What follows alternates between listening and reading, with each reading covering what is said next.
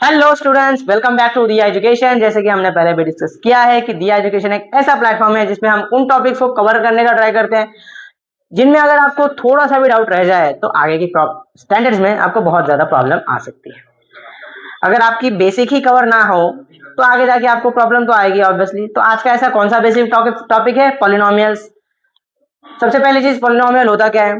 तो जो भी अलजेब्रिक एक्सप्रेशन कोई भी है कि नहीं, जैसे एक्स स्क्वायर प्लस 3 हो गया, एक्स स्क्वायर खुद हो गया, x cube, x raise to 10, x raise to 5, कुछ भी ओके या फिर मैंने लिखा x raise to 4 plus 5, x raise to 3 plus x plus 4 ऐसे लिख दिया, या फिर मैंने एक्स रेस टू 10 डाल दिया, यहाँ पे एक्स रेस टू 19 डाल दिया, एनीथिंग।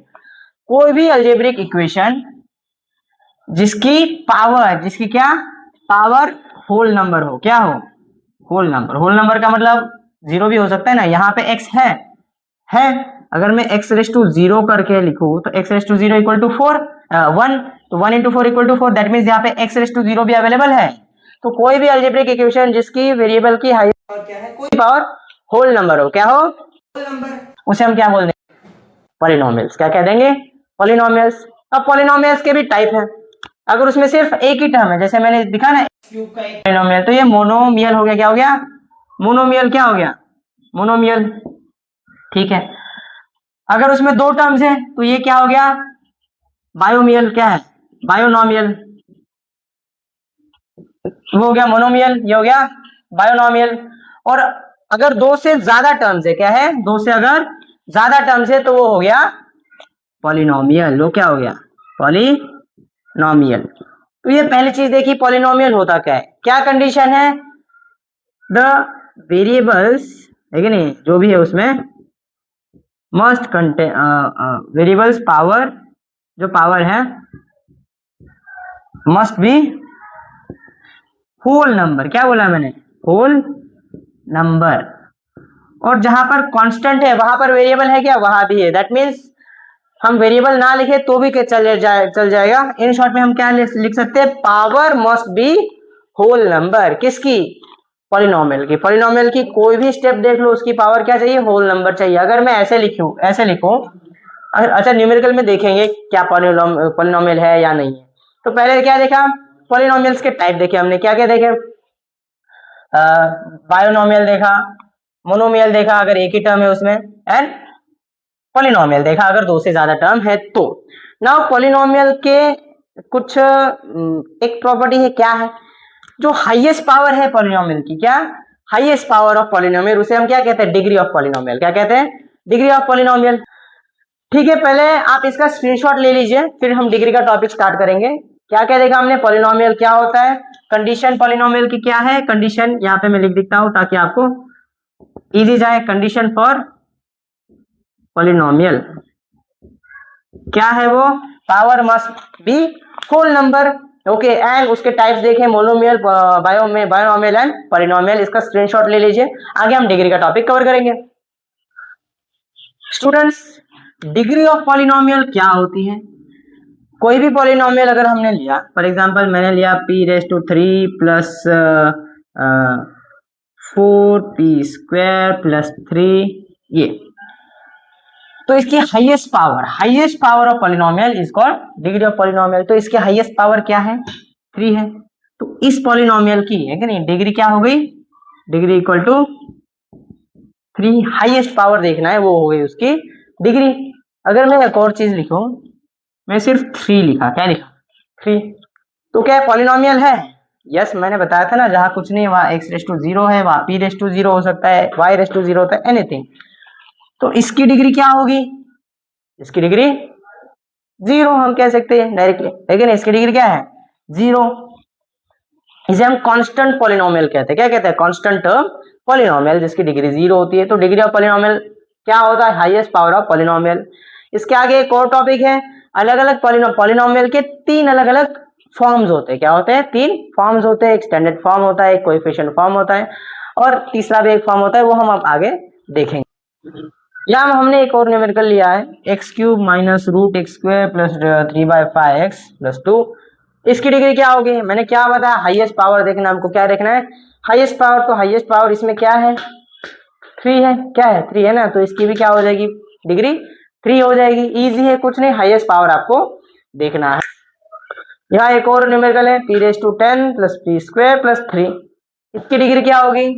अगेन हमने क्या देखा, हाईएस्ट पावर, तो यहाँ पे हाईएस्ट पावर क्या दिख रही है? 10। कुछ नहीं देखना आपको, सारे वेरिएबल्स देखने हैं उस पर्टिकुलर पॉलिनोमियल के और उसकी हाईएस्ट पावर जिस वेरिएबल के पास है वो हाईएस्ट पावर हो गई आपकी डिग्री। अब हम क्या देखें, पॉलिनोमियल्स के 3 फॉर्म होते हैं लिखने के लिए। आप पॉलिनोमियल ऐसे भी लिख सकते हैं, लेकिन इसी पॉलिनोमियल को लिखने के और 2 फॉर्म्स होते हैं। ये है उसका, अगेन हम एक स्टैंडर्ड फॉर्म होता है, एक कोएफिशिएंट फॉर्म होता है और एक इंडेक्स फॉर्म होता है। तीनों ही फॉर्म देखेंगे क्योंकि उस पर आपको न्यूमेरिकल आते हैं, क्योंकि ये बेसिक है। हमने क्या बताया इनिशियली, हम आज के टॉपिक में क्या कवर करेंगे, बेसिक कवर करेंगे। इवन हर वीडियो में हम बेसिक ही कवर करते हैं। स्टूडेंट्स, तो पॉलिनोमियल के 3 फॉर्म्स होते हैं। ये तो कॉमन फॉर्म हो गया, किसी भी तरह से लिख दो, कुछ फर्क नहीं पड़ता। एक है स्टैंडर्ड फॉर्म। स्टैंडर्ड फॉर्म का मतलब क्या होता है, जो भी पॉलिनोमियल है उसे ऑर्डर के डिक्रीजिंग फॉर्म में लिखना है। जैसे यहाँ पे 5 आ गया, ऑर्डर 5, m का ऑर्डर 5, देन 1 आया, देन 3 आया, ऐसे 5 1 3 चलेगा कि नहीं? 5 के बाद 3 आना चाहिए, देन 1 एंड देन अगर 2 है 5, देन 3 4, देन 3, देन 2, देन 1। अगर सारी चीजें है तो नहीं है, फिर भी हमें पावर का डिक्रीजिंग ऑर्डर लेना है। तो इसे स्टैंडर्ड फॉर्म में कैसे लिखेंगे हम? 3m⁵, ये तो पहले वैसे ही रहेगा, देन हमारा क्या आ जाएगा प्लस 5m3, देन -7m आ जाएगा, देन प्लस 2 लास्ट में। Okay okay, this is standard form. Standard form का मतलब क्या होता है, पावर के ऑर्डर के डिक्रीजिंग ऑर्डर में, पावर के डिक्रीजिंग ऑर्डर में लिखना है, ठीक है। इंडेक्स फॉर्म है हमारा। इंडेक्स फॉर्म का मतलब क्या होता है, अब इसमें 5 के बाद 3 है, 4 है क्या? नहीं है, तो हम 4 को कैसे लिख सकते हैं? प्लस m⁻0, इसे हम कैसे लिख सकते हैं? 0 इंटू m⁻4 इसे लिख सकते हैं, 0 इंटू m, 0 ऑब्वियसली, लेकिन m⁻4 आ गया 5 के बाद, 5 4 प्लस क्यूब है, ठीक है, 5m क्यूब, माइनस स्क्वायर है क्या इसमें? नहीं, तो स्क्वायर को भी ऐड करेंगे हम, plus 0 m⁻2, then -7m and plus 2। तो ये है हमारा इंडेक्स फॉर्म। इंडेक्स फॉर्म का मतलब क्या है, हमारे जो भी मिसिंग टर्म्स हैं वो सभी के सभी प्रेजेंट होने चाहिए। जैसे 5 के बाद हमने 4 लाया, पावर 0 से मल्टीप्लाई किया ताकि वो 0 हो जाए, कुछ फर्क नहीं पड़ता। Then 5m cube, then square नहीं है तो प्लस हमने 0m स्क्वायर किया, वो भी यहाँ नहीं है, फर्क नहीं पड़ेगा। देन 7m, ये हमारा हो गया इंडेक्स फॉर्म। क्या हो गया? Index form. उसके बाद कोएफिशिएंट फॉर्म। कोएफिशिएंट फॉर्म क्या है, हमें सिर्फ इनके कोएफिशिएंट्स लिखने हैं। क्या लिखने हैं? कोएफिशिएंट्स। तो कोएफिशिएंट्स क्या हो जाएंगे इसके? 3, then 0, then 5, then 0, then -7, then 2। ऐसे हम लिख सकते हैं। इसका मीनिंग क्या हो जाएगा, ये कांस्टेंट हो गया, ये रेस टू 1 हो गया, ये स्क्वायर, ये क्यूब, ये रेस टू 4, ये रेस टू 5, लेकिन तो 3m⁵ plus 0m⁴ plus 5m cube plus 0m square minus 7m plus 2। Index form, coefficient form से हम सीधा हमारा पॉलिनोमियल बना सकते हैं। इंडेक्स फॉर्म में क्या किया हमने, सिर्फ मिसिंग टर्म्स को इंक्लूड किया है। एंड स्टैंडर्ड फॉर्म में क्या है, डिक्रीजिंग ऑर्डर ऑफ पावर के टर्म में लिखा है। That's it. पॉलिनोमियल के बेसिक्स इतने हैं। इसमें हम कुछ न्यूमेरिकल्स देखेंगे ताकि आपने जो भी अभी पढ़ा कुछ आपको समझ में आ गया। पहले आप स्क्रीनशॉट ले लीजिए, इसका ले लिया, ठीक है, ताकि आपको ये सब याद रहे क्या करना है और क्या नहीं करना। अब हम न्यूमेरिकल लेंगे कुछ। तो स्टूडेंट्स, यहाँ हमारे पास कुछ पॉलिनोमियल्स है। यहाँ हमें क्या करना है, ये जो टर्म्स है अलजेब्रिक इक्वेशन, ये पॉलिनोमियल है कि नहीं वो आइडेंटिफाई करना है, ठीक है। ये पहला टर्म, ये पॉलिनोमियल है कि नहीं है, आंसर दो पहले, देन मैं एक्सप्लेन करूंगा। डिसाइड कर लिया, ठीक है। ये जो टर्म है ये पॉलिनोमियल नहीं है बच्चों। क्यों नहीं है? क्योंकि इसे हम कैसे लिख सकते हैं, y प्लस y⁻⁻1। y, इसका मतलब यही हो गया ना, y⁻⁻1। और हमने इनिशियली क्या देखा, पॉलिनोमियल की पावर क्या होती है, होल नंबर 0 से स्टार्ट होते हैं, उसमें नेगेटिव नंबर आते हैं क्या? नहीं, तो ये पॉलिनोमियल नहीं है, ठीक है। सेकेंड, ये पॉलिनोमियल है कि नहीं है, डिसाइड कीजिए, देन मुझे बताइए, ठीक है। मैं देखता हूँ, ये भी पॉलिनोमियल बच्चों नहीं है। क्यों नहीं है? यहाँ पे x की पावर 1/2 है। क्या है? x की पावर 1/2। 1/2 मतलब स्क्वायर रूट, और 1/2 रैशनल नंबर हो गया। और हमारी पावर क्या होता है, होल नंबर में 1/2 आता है क्या? नहीं आता, तो ये भी हमारा पॉलिनोमियल नहीं है, ठीक है। थर्ड बच्चों, इसका पावर 2 है, इसका 1 है, इसका अगेन x⁻0 है, तो ये पॉलिनोमियल है, इसकी डिग्री हो गई 2। ठीक है, यहाँ पे पावर क्या हो गया, ये सेम है, -5 है ये, ठीक है।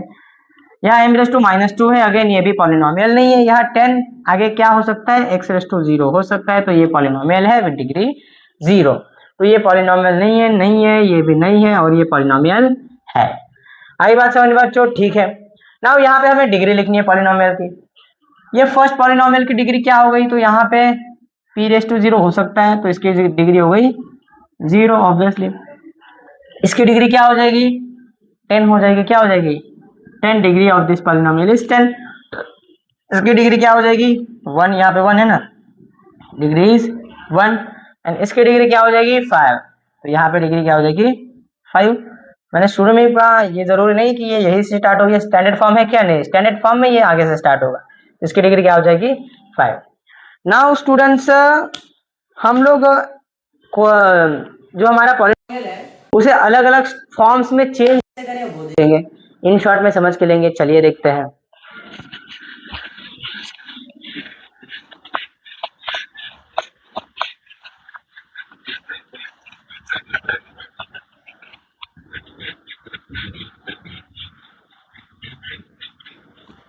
ठीक है, हमारे पास है एक numerical m raise to 3 + 3 + 5m, m raise to 3 + 3 + 5m। इसका करना है हमें स्टैंडर्ड फॉर्म में लिखना है। तो इसे स्टैंडर्ड फॉर्म में कैसे लिखेंगे, डिक्रीजिंग ऑर्डर ऑफ पावर्स, तो 3 के बाद तो 1 आएगा ना, m raise to 3 + 5m + 3। Okay, हो गया। सेकेंड न्यूमेरिकल है अपना -7y + y raise to 5, -7y + y raise to 5। Then we have +3y cube -½ + 3y cube -½ then 2y raised to 4 minus then 2y raised to 4 minus y square। अब यहाँ पर क्या है, हमारे पास 5 है, यहाँ पे 4 है, या 3 है, 2 है एंड 1 भी है। तो डिक्रीजिंग ऑर्डर में लिखेंगे। सबसे पहले क्या आ जाएगा, y रेस टू 5, देन हमारा आ जाएगा y रेस टू 4, देन हमारा आ जाएगा +3y रेस टू 3, देन हमारा आ जाएगा -y square, then -7y and then -½ ये हमारा हो गया स्टैंडर्ड फॉर्म। एक और न्यूमेरिकल लेंगे बच्चों हम। अब हम लेंगे कोएफिशिएंट फॉर्म का। किसका, कोएफिशिएंट फॉर्म का। इन्हें हमने किस में ट्रांसलेट किया, ये हमारा कॉमन फॉर्म में गिवन है, हमने किस में इसे कन्वर्ट किया, स्टैंडर्ड फॉर्म में। किस में कन्वर्ट किया, स्टैंडर्ड फॉर्म में। हम कुछ और न्यूमेरिकल लेंगे, इन्हें हम कन्वर्ट करेंगे कोएफिशिएंट फॉर्म में। किन में कन्वर्ट करेंगे, कोएफिशिएंट फॉर्म में।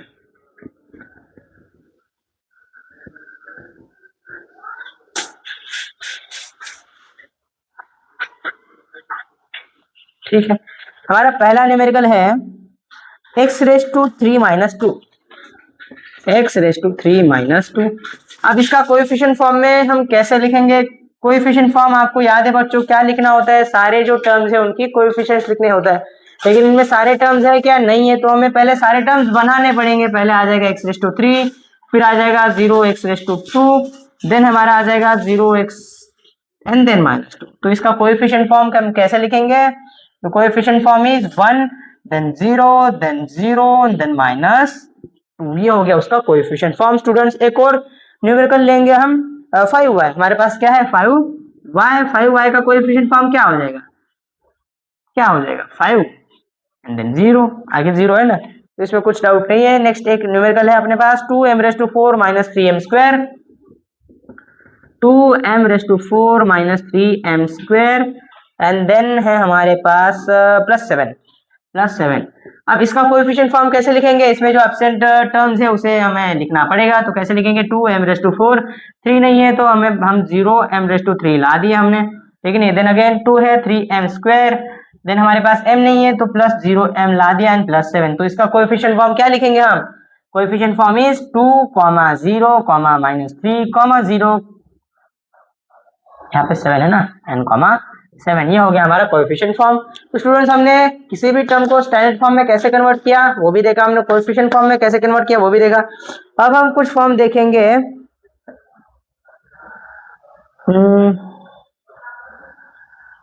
हम होंगे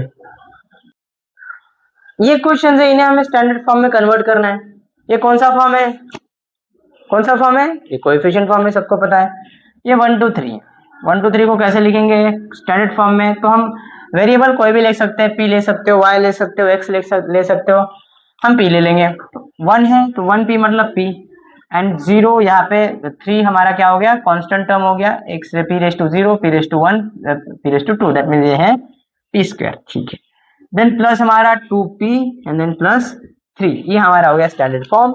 इसे स्टैंडर्ड फॉर्म में कैसे लिखेंगे हम, ये कोएफिशिएंट फॉर्म गिवन है तो 5, ये कांस्टेंट हो गया, ये p raise to 1, p raise to 2, p raise to 3, p raise to 4, p 5 p raise to 4, and 0 नहीं लिखा तो भी चल जाएगा, एंड -1 सीधा हम इसे लिख सकते हैं, ये स्टैंडर्ड फॉर्म हो गया।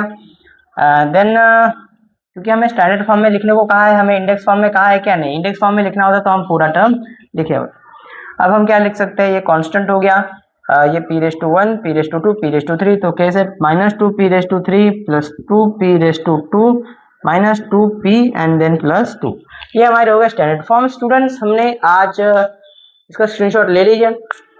पॉलिनोमियल्स देखा, पॉलिनोमियल्स के बेसिक्स देखे, उसकी डिग्री क्या होती है, उसके इंडेक्स फॉर्म, इसका कोएफिशिएंट फॉर्म एंड उसका स्टैंडर्ड फॉर्म क्या होता है, उन्हें एक दूसरे में कन्वर्ट कैसे किए जाए, कि ये बेसिक टर्म्स है। अगर ये आपको पता ना हो तो आगे जाके आपको प्रॉब्लम्स आ सकती है। आपको टॉपिक समझ में आया, नहीं आया, और कौन सी डाउट है हमें कमेंट में बताइए।